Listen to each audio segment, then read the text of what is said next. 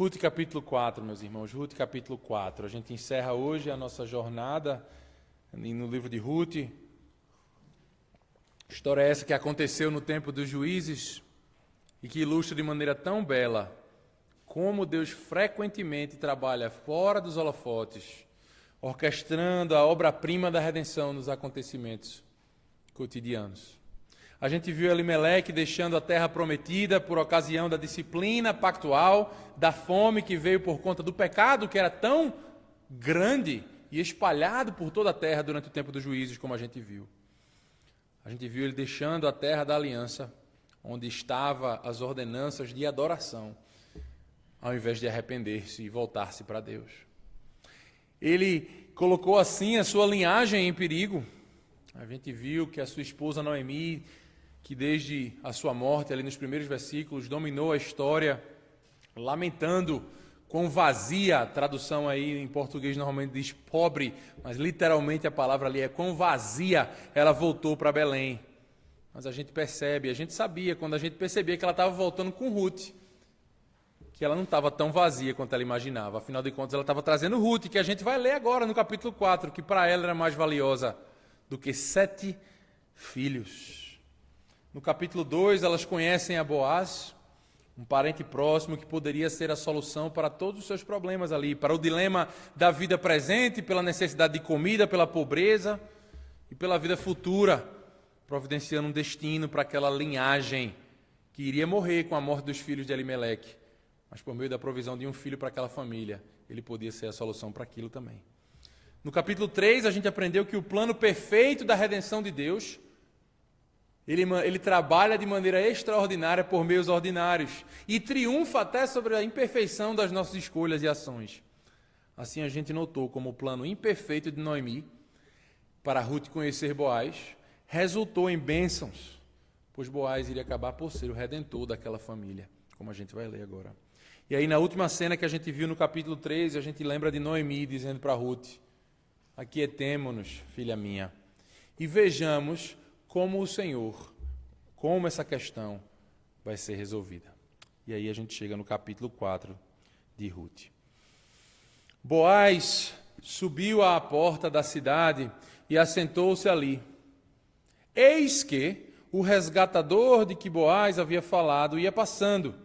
Então lhe disse: Ô fulano, chega-te para aqui e assenta-te. Ele se virou e se assentou. Então Boaz tomou 10 homens dos anciãos da cidade e disse: assentai-vos aqui. E assentaram-se. Disse ao resgatador: aquela parte da terra que foi de Elimeleque, nosso irmão, Noemi, que tornou da terra dos Moabitas, a tem para venda. Resolvi, pois, informar-te disso e dizer-te: compra na presença destes que estão sentados aqui e na de meu povo. Se queres resgatá-la, resgata. Se não, declara-mo, para que eu saiba, pois outro não há senão tu que a resgate, e eu depois de ti. Respondeu ele: eu a resgatarei. Disse, porém, Boaz: no dia em que tomares a terra da mão de Noemi, também a tomarás da mão de Ruth, a moabita, já viúva, para suscitar o nome do esposo falecido sobre a herança dele. Então disse o resgatador: para mim não a poderei resgatar, para que não prejudique a minha. Redime tu o que me cumpria resgatar, porque eu não poderei fazê-lo. Este era outrora o costume em Israel, quanto a resgates e permutas. O que queria confirmar qualquer negócio, tirava o calçado e o dava ao seu parceiro. Assim se confirmava negócio em Israel. Disse, pois, o resgatador a Boaz: compra-a tu. E tirou o calçado.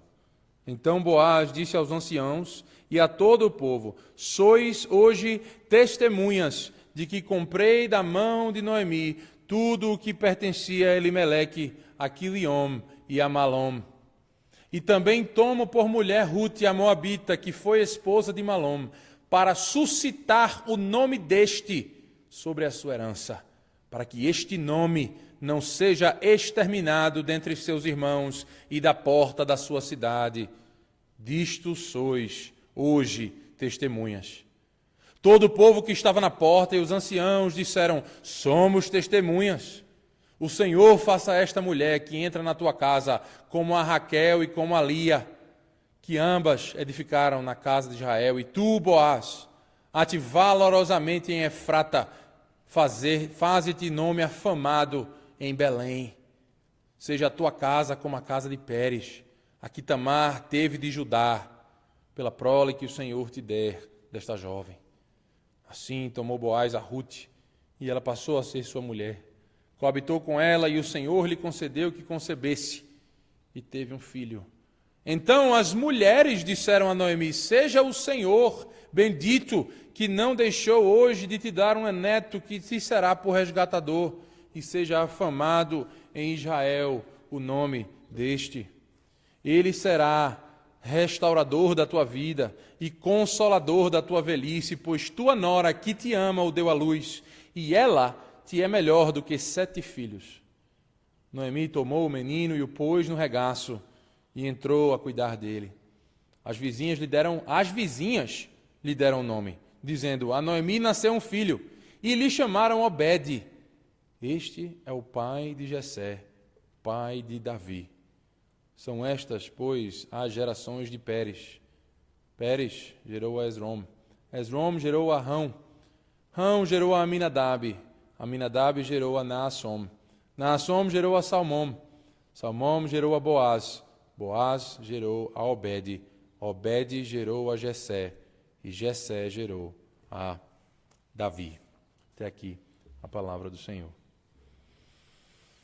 Houve um tempo em minha vida em que eu assistia esportes regularmente, principalmente futebol e basquete. E o time da minha família, o meu time, ainda é o meu time, mas eu nem acompanho mais, é o Sport lá de Recife. O último título nacional que eles tiveram foi 2008, uma Copa do Brasil. E até hoje, ainda que a emoção da época de ter conquistado aquele título já passou faz muito tempo, a lembrança de algumas palavras que um dos principais jogadores daquele time deram numa entrevista ainda permanecem comigo. Ao ser perguntado pelo repórter como ele estava se sentindo naquele momento, o atacante Carlinhos Bala disse o seguinte: é como diz a Bíblia, nada fácil presta. Eu até hoje não achei esse versículo na Bíblia. Mas o que ele estava falando ali é um sentimento comum que a gente tem como ser humano, não é verdade? Geralmente as coisas que importam muito na vida, as coisas que exigem muito trabalho, elas têm um alto custo. Existem até estudos falando que se você tiver 2 produtos iguais e um deles for mais caro, você percebe aquele que é mais caro como sendo melhor. Mas, como eu não estou aqui para provar nenhuma tese de psicologia ou sociologia, eu só queria usar esse exemplo para apontar a gente para algo que realmente nos interessa hoje à noite. Para algo que foi extremamente custoso e eternamente valioso. Como o título do nosso sermão aqui, você vê no boletim, sugere, eu estou falando sobre a obra da redenção. Eu queria que você visse aqui nessa passagem uma coisa. Essa passagem nos ensina algo valioso sobre a nossa redenção. Nos ensina que a redenção ela é extremamente custosa e conquistou, assim, um peso eterno de glória, como a gente leu lá em 2 Coríntios 4, esse peso que nos aguarda. A nossa redenção foi extremamente custosa e conquistou um peso eterno de glória. E são 2 coisas que eu queria que a gente visse hoje. Primeiro o custo da redenção, depois a conquista da redenção. O custo da redenção nos primeiros 10 versículos aqui desse capítulo, versos de 1 a 10. E aqui, logo quando a gente inicia a leitura desse capítulo, a gente já observa a integridade de Boaz, mais uma vez. Agora, na sua determinação em cumprir a promessa que ele havia feito a Ruth.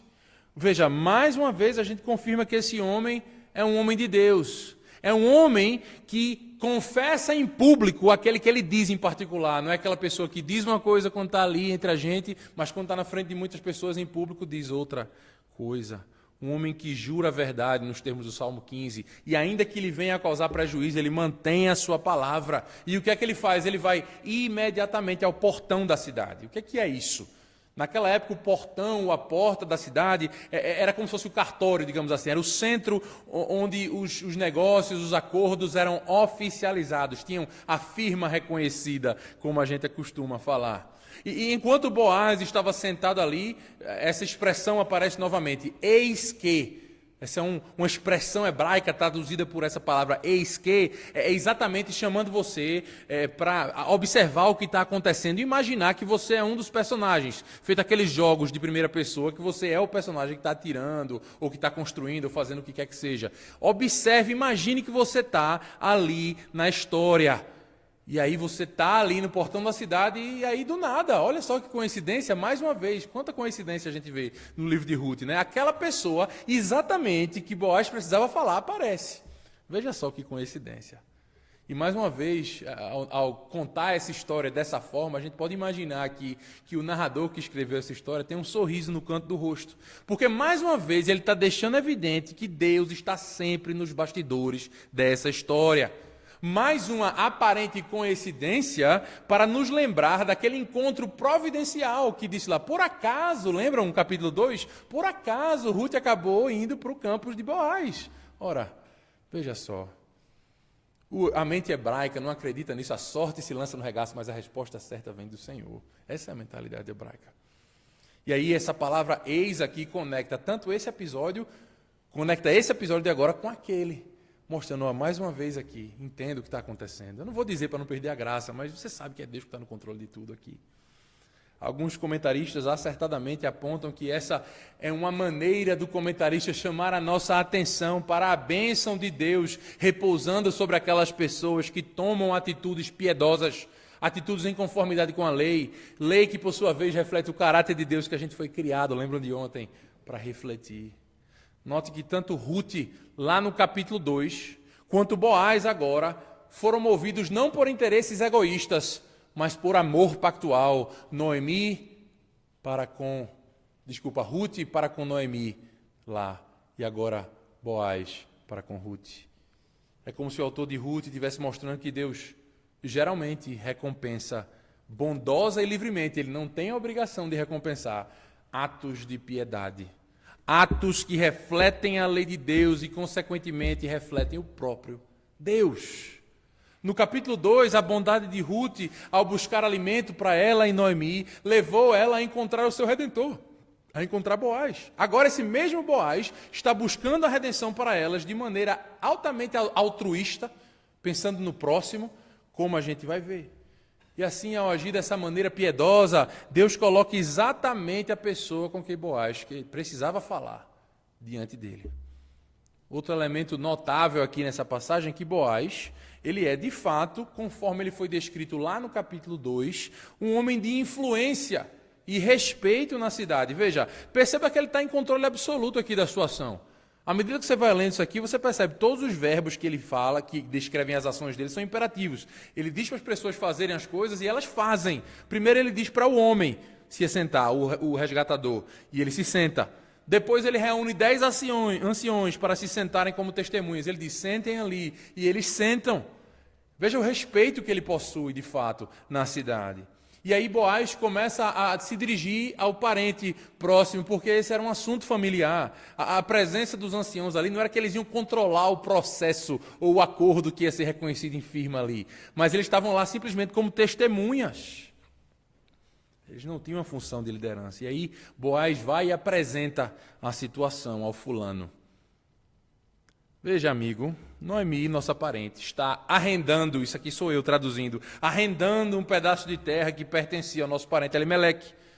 Eu estou dizendo arrendando, e nesse momento seria bom você lembrar aquilo que eu expliquei numa exposição passada, que ninguém poderia vender permanentemente um pedaço de terra em Israel, porque sempre tinha aquele ano chamado Ano do Jubileu, onde as terras iam voltar para os seus possuidores originários, conforme a divisão que foi feita com a conquista da terra prometida. Por isso que eu estou usando a palavra arrendar aqui ao invés de vender, para que a gente entenda o que aquilo significava no contexto deles, trazendo para o nosso. Além disso, embora Boaz soubesse o nome desse homem, é claro que Boaz sabia quem esse homem era. Ele disse, tem um cara e eu sei quem é, e eu vou atrás dele. Ele conhecia, ele sabia quem era. Mas o autor de Ruth intencionalmente omite o nome desse rapaz aqui. Você percebe, ele usou uma expressão hebraica que equivale ao nosso fulano de tal, e aí a nossa versão aqui resume para fulano, que é uma ótima tradução. Há várias razões para a Bíblia omitir intencionalmente, e essa é claramente uma omissão intencional, do nome de alguém. E o motivo para a omissão do nome deste homem vai ficar claro, à medida que a gente for avançando aqui. Agora, deixe-me trazer a sua atenção de volta para o diálogo público de Boaz com o fulano de tal. Então, sobre esse pedaço de terra, ele está dizendo, eu preciso que você me diga se você vai redimir esse pedaço de terra, porque se você não for fazer isso, eu vou. Daí, para a tua surpresa ou até angústia, dependendo do quanto você está torcendo para a Ruth virar logo senhora Boaz, você começa a dizer, rapaz, será que esse cara vai estragar a nossa história aqui? E ele diz enfaticamente, eu vou redimir. Claro, eu vou. O hebraico aqui é bem enfático. Nossa, esse cara vai estragar a nossa história. Mas pense um pouco mais. Por que esse cara ia dizer não para uma proposta dessa?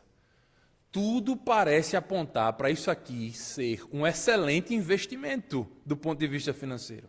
Ele é o parente mais próximo, Noemi já não tem descendentes, nas próprias palavras dela, ela não pode nem ficar com raiva de mim por dizer isso, ela já é muito velha para ter filho.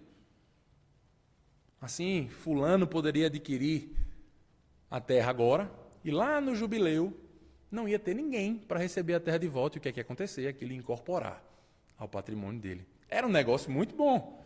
E ainda de quebra, ele seria admirado pelos seus pares, pelos seus concidadãos.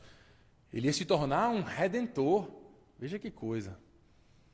Tanto é assim que não há nem hesitação da sua parte, pelo contrário, ele enfaticamente declara, eu irei redimir.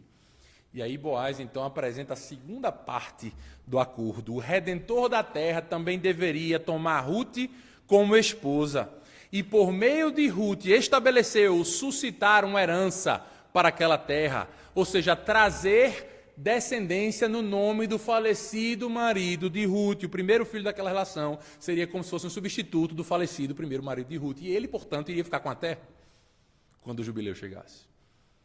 E alguns dizem que Boaz foi desonesto aqui. Eles dizem isso porque os procedimentos que Boaz dita aqui não seguem a letra da lei. Em outras palavras, fulano de tal não teria uma obrigação legal. Ele não poderia ser processado, por exemplo, para ser obrigado a fazer aquilo, a se casar com Ruth. Porque ele não era um irmão, como irmão de sangue mesmo ali, imediato, do falecido marido.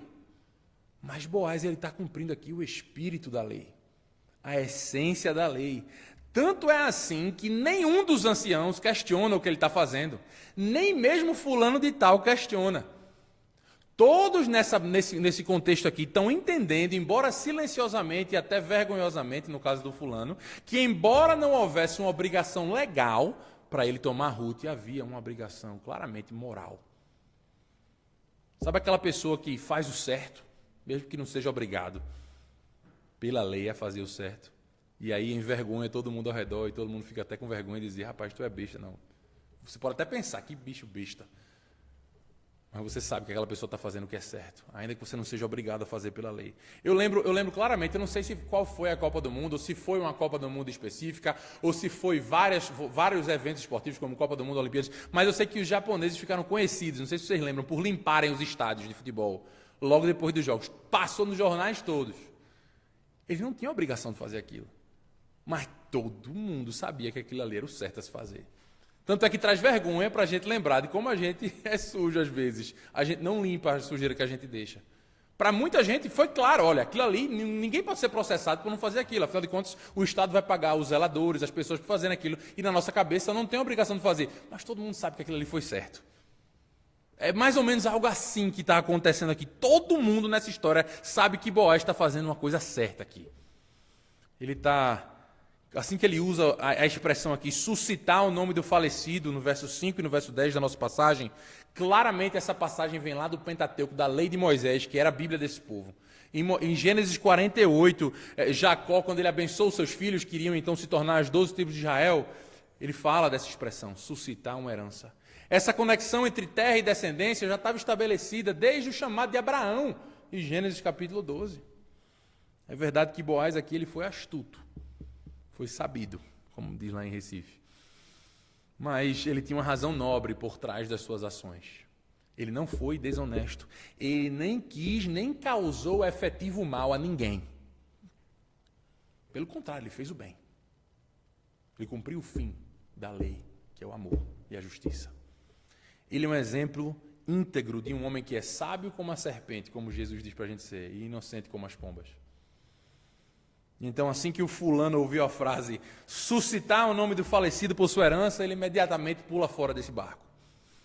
Não, que eu não ouvi direito. Tinha um negócio aqui no meu ouvido. Você redime, fica à vontade. Que é isso, como eu tomar sua frente numa situação dessa? Não há como eu fazer isso, senão eu arruinaria a minha, no caso aí, a minha herança. E aí a gente vê a justiça poética do texto. Uma vez que fulano se recusou a perpetuar o nome do falecido, nada mais justo que o seu próprio nome seja omitido da história, ficando sempre conhecido como fulano. O nome dele foi esquecido. Vocês conseguem entender o porquê que o fulano mudou de ideia? De repente, aquela oportunidade não parecia mais tão lucrativa para ele. Ruth era uma viúva relativamente jovem. Ela ainda poderia ter filhos, e o primeiro filho que ela tivesse com esse homem seria o herdeiro de tudo o que ele estava comprando agora. E agora, por causa da astúcia de Boaz, a gente pode saber com certeza qual era a motivação desse homem para agir. Se Boaz tivesse apresentado tudo de uma vez e ele dissesse, eu não posso, a gente ia ter que acreditar no que a gente estava lendo. A gente nunca ia saber qual era a motivação dele, mas essa motivação nos traz muitas lições. Se Boaz não tivesse apresentado essa questão em duas etapas, a terra, mas se você pegar a terra, tem que pegar também uma esposa. A gente ouvia a declaração do fulano de tal, olha, não posso redimir. E a gente não ia ter como saber qual era a motivação dele. Mas, por causa da forma como Boaz agiu, fica bastante evidente que, embora ele tenha dito não posso, se ele fosse completamente honesto, ele deveria ter dito, na verdade, era não quero. E eu me pergunto, às vezes, se esse tipo de raciocínio, de pensamento, de motivação soa familiar para você. Será que você consegue lembrar, em alguma situação na sua vida, que você podia ter servido alguém, mas você simplesmente não quis, ou você pintou como não quer, não posso? Talvez você tenha mentido para alguém, ou até para você mesmo. Ou simplesmente agiu como se não soubesse ou não pudesse, não sei de nada, não estou vendo nada, não estou ouvindo nada.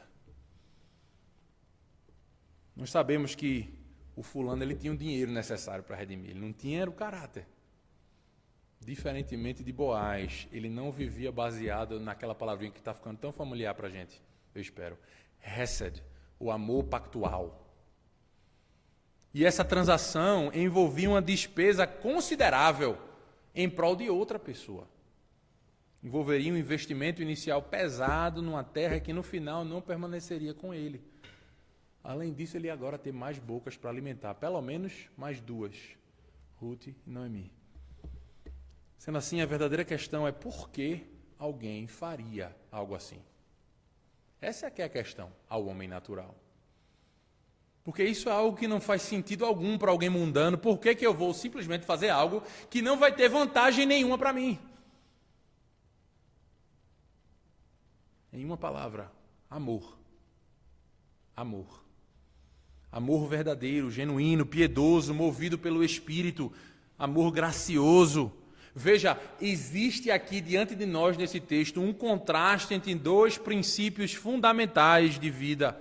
Um que vem do alto, que é piedoso, orientado pelo Evangelho, enquanto o outro é aquele instinto inato de amizade com o mundo e com as coisas desse mundo. E aí a pergunta que fica para nós aqui é qual é o princípio que norteia os nossos passos? Acaso buscas usar teus bens, teus dons para servir e abençoar os outros, ou geralmente você os usa para tirar vantagem dos outros, a fim de alimentar as tuas ambições ou até mesmo às vezes caprichos? Por acaso você não vê que nós fomos salvos? A nossa salvação ela só existe, na verdade, porque Deus é, em essência, um doador. Ele não precisa de nada. Ele é suficiente em si mesmo. A gente estava numa situação muito mais precária do que a de Noemi, do que a de Ruth, mas por sua graça, o Senhor Jesus, embora sendo rico, se fez pobre, para que por meio da sua pobreza a gente se tornasse rico. Esse é o custo da redenção. Como Noemi e Ruth, todos nós, cristãos, fomos redimidos por essa lógica que aos olhos do mundo é invertida, é de cabeça para baixo. Que lógica é essa? É melhor dar do que receber. Quem quiser salvar a sua vida, a perderá em meu nome. Mas quem perder a sua vida por minha causa, esse a achará. E qual o custo maior do que alguém dar a sua vida pelo seu inimigo? Foi exatamente isso que Deus fez, o Deus encarnado. Haverá momentos em nossas vidas em que a gente vai ter a oportunidade de nos posicionarmos por Cristo, onde quer que a gente esteja, no trabalho, nas escolas, ou mesmo as nossas escolhas do dia a dia.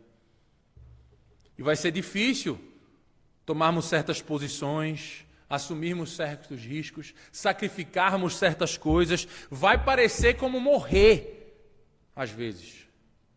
Mas essa vida de carregar a cruz é a vida da ressurreição para a qual fomos chamados pelo nosso Salvador ressurreto. Se alguém quiser me seguir, tome a sua cruz e siga-me. Irmãos e irmãs, vocês conseguem perceber como essa abordagem de o que eu ganho com isso é exatamente oposta à lógica do Evangelho? A lógica do Evangelho é a quem eu posso servir com isso. De que maneira eu posso amar a Deus e ao meu próximo por meio de tudo que sou, que sinto e que possuo. Tenho, portanto, em vocês, como Paulo vai falar lá em Filipenses 2, a mente de Cristo. A mente que Boaz representa para nós de forma tão clara. Veja, vocês foram salvos por meio dessa lógica. Olhem para a cruz. Qualquer um que olhe para a cruz com os olhos do mundo vai gritar, perdedor, que ele é um louco, burro. Mas nós sabemos que foi naquela cruz maldita que a maldição do pecado foi removida e o custo da nossa redenção foi pago. E foi por causa do que Cristo fez que ele recebeu aqui, para a nossa história, um nome que está acima de todo nome. Jesus Cristo, o Senhor. E de fato a nossa redenção foi custosa e muito mais do que a redenção de Noemi e de Ruth. Mas ela conquistou um eterno peso de glória, o que nos leva para o nosso segundo ponto de hoje, a conquista da redenção, os versos de 11 até o final do capítulo. E nesses versículos aqui, principalmente nos versículos iniciais, a partir do verso 11, a gente vai ver que bênçãos acompanham a redenção. Isso é exatamente o que a gente tem nos versículos 11 e 12, por exemplo. Veja, os anciãos abençoam Boaz e Ruth, a sua agora esposa.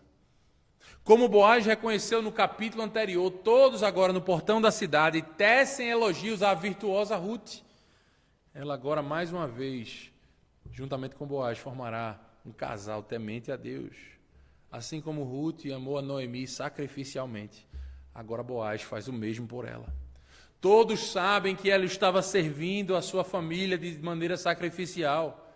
E assim também estava Boaz, um homem, um casal virtuoso, digno de gerar um rei segundo o coração de Deus, o Davi, como a gente vê aqui no final do texto. Assim os anciãos oram para que o nome de Boaz seja famoso em Israel, ao invés de esquecido como foi o de fulano de tal. E Boaz, por sua vez, é abençoado também por ter agora Ruth como a sua esposa. A gente sabe, a mentalidade bíblica é exatamente essa. Aquele que encontra uma esposa piedosa, encontrou algo bom e obteve favor do Senhor, diz a palavra de Deus em Provérbios 18, 22. Além disso, a redenção nos traz para a família de Deus outra conquista da redenção. Ruth, que outrora estava tão distante, agora foi trazida para perto. E assim Deus mostra que o seu povo não se trata apenas de uma etnia, mesmo na antiga aliança, mas de uma circuncisão do coração, a conversão do espírito. Deuteronômio 30, verso 6, já mostrava isso. Ruth é até comparada, veja, uma moabita, comparada a uma as matriarcas de Israel, Raquel e Lia, sugerindo aí o papel fundamental que ela ia ter como matriarca da monarquia de Israel, por meio do seu descendente Davi. Então, meus irmãos, povo de Deus, não há ninguém além do alcance dos braços do Pai, ninguém. Se essa pessoa pertence a Ele, talvez você sofra por estar tão distante de Deus, essa pessoa. Continue orando por ela. Se ela for do Senhor, Deus haverá de chamá-la. Deus está construindo uma família, não um partido político, uma nação cristã, uma instituição filantrópica, mas uma família composta por pessoas de diferentes origens, culturas, preferências, idades, até mesmo raças. E uma das coisas mais maravilhosas que eu acho no Evangelho é ver pessoas que não estariam juntas por... Talvez não tenham quase nada em comum de acordo com o mundo, mas estão juntas pelo poder da cruz. Talvez você olhe ao redor assim e veja alguns irmãos em Cristo e você pensa, caramba, eu não tenho nada em comum com o pessoal. Mas se você e aquela pessoa são cristãos, você está olhando para coisas menores. Veja, vocês têm as coisas mais preciosas em comum. Um só corpo, um só espírito, uma só esperança do chamado de vocês, um só Senhor, uma só fé, um só batismo, um só Deus e Pai de todos. É por isso que a igreja é chamada da casa do Pai. E à medida em que a gente desenvolve aqui, ajudando vocês nesse trabalho, que a primeira impressão de alguém que passar por essa porta para visitar vocês seja que seja uma família. Não simplesmente um salão de culto elegante ou qualquer outra coisa que a gente possa glorificar nessa vida. Porque aquilo que é essencial, de fato, até mesmo para Deus, é como dizia o poeta, invisível aos olhos, mas percebido pela alma. E aí veja comigo também que a redenção conquista não apenas bênçãos, mas até mesmo reversão de coisas ruins. Observem a descrição concisa no verso 13, que o Senhor deu a Ruth concepção. Essa é a segunda e última vez nesse livro que o narrador diz expressamente que Deus interveio diretamente na história. Ela nunca teve, ela passou um bom tempo casada com seu marido, nunca teve filho, mas agora Deus abre a madre e abençoa. E a outra vez foi lá, a única outra vez que o narrador da história de Ruth fala que Deus interviu diretamente, muito embora a gente saiba que a coincidência é só um recurso literário para manter a nossa atenção. Mas a outra vez que ele fala explicitamente que Deus interviu na história, ele usa o mesmo verbo que ele usa aqui em hebraico para dizer que ele deu filho a Ruth, mas quando ele deu fome, ou seja, ele enviou fome, é o mesmo verbo lá. Assim unindo essas duas questões. E veja como é interessante, né? Por meio do recurso literário aqui, no começo e no fim da história, Deus, ele está mostrando para a gente que toda a história está debaixo do controle de Deus. É interessante que eu vou falar isso de novo, mas lá foi uma questão associada à nação, aqui uma questão relacionada à família. Veja como aquela família funcionava como um microcosmo, como se fosse uma maquete do que Deus está fazendo em escala nacional e agora na Nova Aliança, a gente sabe, em escala global de restauração. E veja como as mulheres respondem aqui, as mulheres da cidade, no verso 14, elas reconhecem que Deus foi quem abençoou a união de Ruth e Boaz com essa criança, e elas começam a bendizer, a abençoar literalmente o nome de Yahvé, o nome do Senhor, o nome pactual do Senhor. Como Ruth foi cuidada, ela agora se torna o meio pelo qual o Senhor restaurará plenamente Noemi. Ruth amou Noemi tanto que para ela Ruth era melhor do que 7 filhos, e é por meio do nascimento de Obed que o Senhor providenciou o Redentor para Noemi. Como restaurador da vida, ele seria aquele que não deixaria a linhagem da família morrer. E as mulheres vizinhas reconhecem que o Senhor mesmo estava preenchendo o vazio que Noemi dizia ter. Que na verdade ela nem tinha, mas ela percebia ter, porque ela tinha Ruth. Algumas delas provavelmente foram aquelas que viram Noemi voltando e reclamando, dizendo, eu voltei amargurada e vazia e pobre. Mas agora ela tem o colo preenchido, cheio com o pequeno Obed. Um menino que significativamente não foi nomeado pelos pais. Ele foi nomeado pelas vizinhas. Já pensou o seu vizinho que dá nome no teu filho? Negócio esquisito, né? A primeira vez que eu li isso, eu fiquei, rapaz, o que está acontecendo aqui? E se você parar para pensar aqui, os nomes da Bíblia estão estritamente conectados à vocação e ao destino daquela pessoa. Vê Abraão, por exemplo, pai de muitas nações.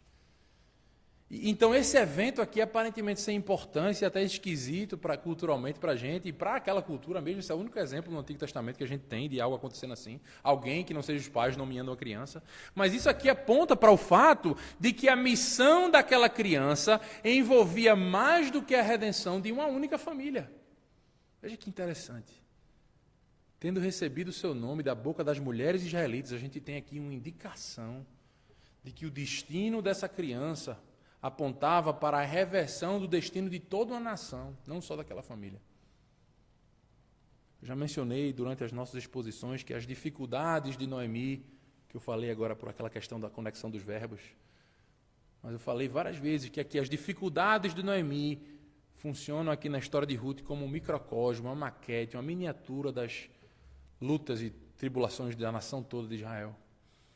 Lembre-se que o livro de Ruth começa quase como uma continuação do livro de Juízes. Até que no primeiro sermão eu pedi para a gente começar do verso final do livro de Juízes. Naqueles dias, qual era o coro lá? Naqueles dias não havia rei em Israel e cada um fazia o que era reto aos seus próprios olhos. Assim, da mesma forma que a linhagem de Noemi estava prestes a se extinguir, a nação de Israel toda estava desintegrando-se. O próprio livro dos Juízes termina com um cenário feio e sangrento de uma guerra civil, de abusos terríveis, dolorosos de ler. Uma tribo sendo extirpada. Mas aqui em nosso livro, ao final do versículo 17, assim como as expectativas de Noemi foram revertidas, nasceu um filho a Noemi, não foi nem a Ruth. Que, na verdade foi a Ruth, mas é Noemi no sentido de que ela ia dar continuidade ao filho de Noemi. Ela ia tomar o lugar de Malom. Assim também mudou-se o destino da nação de Israel, e o seu nome será Obed. E aí o autor já dá a implicação para a gente aqui. Pai de Jessé, pai de Davi. Lembrem-se que a crise no tempo dos juízes, que é exatamente o tempo onde essa história acontece, era o quê? Era exatamente porque não havia rei em Israel. Essa era a causa da crise. E aí veja que o livro de Ruth aqui oferece uma resposta para os clamores, não apenas daquela família, mas de toda aquela nação. Qual é a última palavra do livro de Ruth aqui? Davi. E qual era a crise? Não havia rei em Israel. Então veja, o livro de Ruth está respondendo tanto a provisão que Deus faz para todos, para todo o seu povo. E quando ele faz isso, ele não negligencia você em particular, aquela família. Deus estava longe dos holofotes, trabalhando a fim de resgatar não só uma família, mas toda uma nação, mas ao mesmo tempo notando indivíduos específicos, especialmente indivíduos piedosos específicos.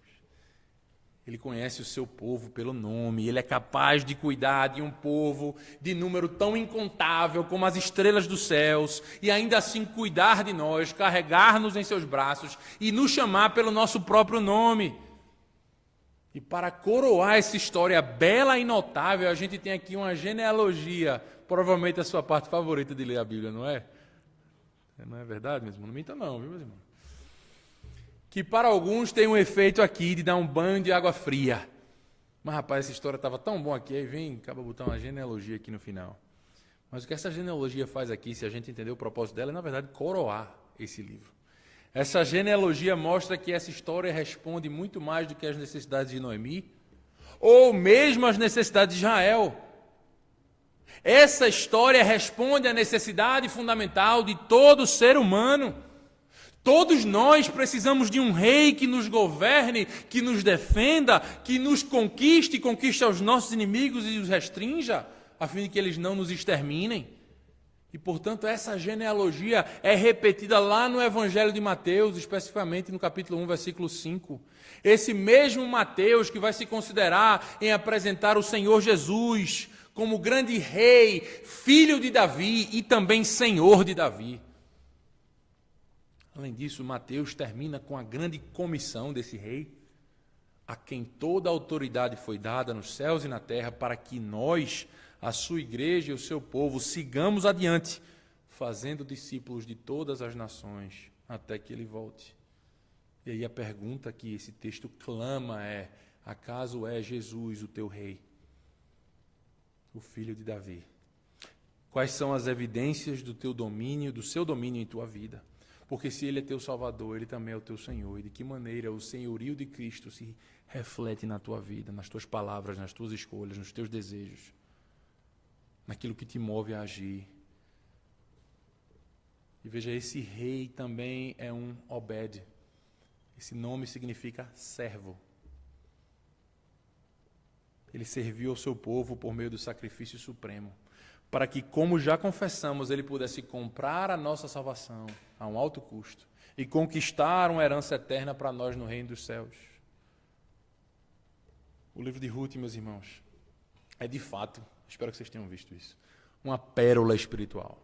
Nessa breve e sucinta história, aprendemos que Deus é soberano até mesmo em tempos de fome e desespero. Aprendemos que Ele chama o seu povo ao arrependimento em momentos assim. Aprendemos sobre o perigo de tomar decisões como Elimeleque tomou, sem considerarmos a lei do Senhor. Aprendemos sobre o drama e a dificuldade e o perigo da amargura que não consegue encontrar deleite nem mesmo no Senhor. Aprendemos sobre a escolha fundamental de caminhar pelo caminho estreito do amor sacrificial e por meio desse caminho, sim, encontrar bênçãos divinas. Aprendemos que, embora Deus seja soberano, a gente ainda é responsável. Aprendemos sobre o custo da redenção e a sua gloriosa conquista. E nós aprendemos tudo isso sobre o pano de fundo do controle de Deus sobre os mínimos detalhes da vida. Veja, ele trouxe Ruth de longe. Ele preparou para ela um redentor adequado que estaria pronto para ver o fruto do Espírito na vida dessa mulher. Por que eu estou dizendo isso? Como foi que Deus preparou Boaz unicamente para estar aberto a perceber o fruto do Espírito na vida dessa mulher e no coração de um crente? Se você consultar Mateus capítulo 1, a gente vai ver quem era a mãe de Boaz. Quem era essa mulher? Era Raabe. A mãe de Boaz era Raabe. Outro troféu da graça divina. A gente lê sobre ela lá em Josué 2. Ela era uma ex-prostituta que foi parar na genealogia do nosso Salvador. Ela era um testemunho vivo do poder transformador do Evangelho. E Boaz estava pronto para entender que mesmo uma moabita, se habitada pelo Espírito, poderia ser extremamente piedosa.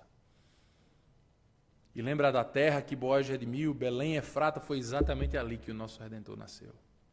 Exatamente ali. E em uma manjedoura, anunciando ao mundo desde o seu nascimento qual era a sua missão e que o seu nome, tão importante aqui no livro de Ruth, né, nomes, e que o seu nome indicava a sua missão, Jesus. Ele não veio para ser servido, mas para servir, Obed. E dar a sua vida como resgate por muitos. E ele será chamado Jesus, disse o anjo, pois ele salvará, redimirá seu povo dos seus pecados. Aleluia. Oremos.